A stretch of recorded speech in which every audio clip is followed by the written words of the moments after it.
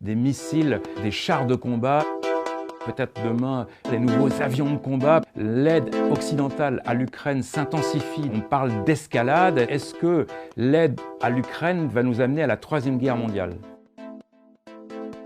L'invasion russe de l'Ukraine a commencé le 24 février 2022. À ce moment-là, les Occidentaux pensaient qu'il suffirait de sanctions économiques pour arrêter la Russie. Ça n'a pas suffi, donc on a continué, on a envoyé des armes à l'Ukraine et ces armes sont de plus en plus lourdes. Et maintenant, il y a beaucoup de gens qui parlent d'une escalade et cette escalade pourrait faire risquer éventuellement une Troisième Guerre mondiale. Alors il faut faire attention avec ces mots-là, avec cette idée-là, parce qu'il faut remarquer que c'est très employé par la propagande russe. C'est les Russes qui disent « Ah, vous les Occidentaux, vous aidez les Ukrainiens, donc on va vous considérer comme des ennemis. Un jour, on va devoir se retourner contre vous. » Ils suscitent cette peur-là. Donc les Occidentaux savent très bien que dans cette affaire, ils marchent sur des œufs. À la fois, il faut aider l'Ukraine pour qu'elle puisse chasser les Russes hors de ses frontières, mais il faut éviter de rentrer dans un engrenage qui nous entraînerait dans un conflit direct avec la Russie. C'est ça l'idée qu'il y a. Est-ce qu'une Troisième Guerre mondiale est possible ou pas? Moi, je ne peux évidemment pas le dire, pas plus que personne, mais on peut aussi étudier l'histoire pour voir les leçons que nous donne le passé.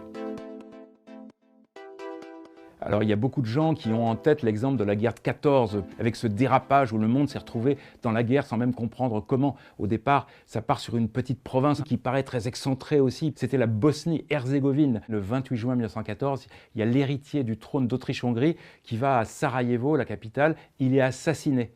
Les Autrichiens sont persuadés que l'assassin était payé par les Serbes. Donc l'Autriche veut régler son compte à la Serbie. Question locale. Commence à devenir une guerre parce que l'Autriche, avant de régler son compte à la Serbie, s'est retournée vers son allié l'Allemagne. Est-ce que vous nous aidez si on attaque la Serbie? Oui, on vous aide. Alors la Serbie s'est retournée vers son allié à elle, la Russie. Est-ce que vous nous aidez si l'Autriche nous attaque? Oui, on vous aide. Et puis la Russie, pour être bien sûr, s'est retournée vers son allié la France. Est-ce que vous nous aidez? C'est ce qu'on appelle l'engrenage des alliances. Est-ce que ça peut se passer aujourd'hui? Non.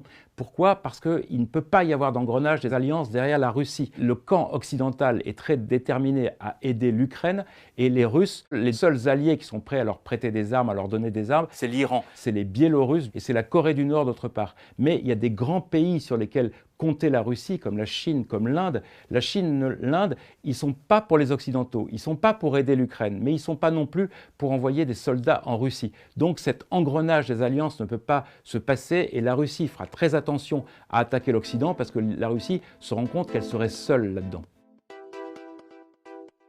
Un exemple qui est très parlant, c'est celui de la Seconde Guerre mondiale. Le 3 septembre 1939, la France et l'Angleterre déclarent la guerre à Hitler. En quelques mois, il réussit à occuper presque toute l'Europe occidentale. La France est écrasée. Pourquoi est-ce qu'Hitler a réussi à ce moment-là? Parce qu'il était devenu très puissant, parce que l'armée allemande était devenue la meilleure du monde, parce qu'elle avait fait beaucoup d'exercices avant, parce qu'on pouvait l'arrêter avant et personne ne l'avait arrêté.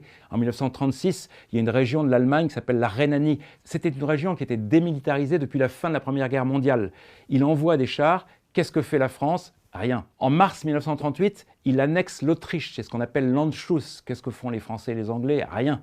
En septembre, il annexe ce qu'on appelle les Sudètes, c'est les régions autour de la Tchécoslovaquie. Que font les Français et les Anglais? Rien. En mars 1939, il occupe la Tchécoslovaquie. Que font les Français et les Anglais? Rien. Et c'est finalement, quand il envahit la Pologne, que les Anglais et les Français ont réagi. Et il était trop tard parce que Hitler était trop puissant. Eh bien, il y a un phénomène qui est assez comparable qui s'est passé avec Poutine. 2008, il a attaqué la Géorgie. Qu'est-ce qu'on a fait? Rien. Et aujourd'hui, il y a encore un quart du territoire géorgien qui est occupé par les Russes. En 2014, il a annexé la Crimée qui appartenait à l'Ukraine. C'est interdit par les lois internationales. Qu'ont fait les Occidentaux? Rien, on l'a laissé faire. Et donc là, aujourd'hui, on a enfin compris, parce que depuis un an, sa barbarie est devenue insoutenable, parce que depuis un an, il y a des bombardements de civils, il y a des viols de masse, il y a des prisonniers qui sont torturés. Et donc là, les Occidentaux ont compris qu'il faut arrêter Poutine, que si on ne l'arrête pas, c'est comme ça qu'on aura la Troisième Guerre mondiale.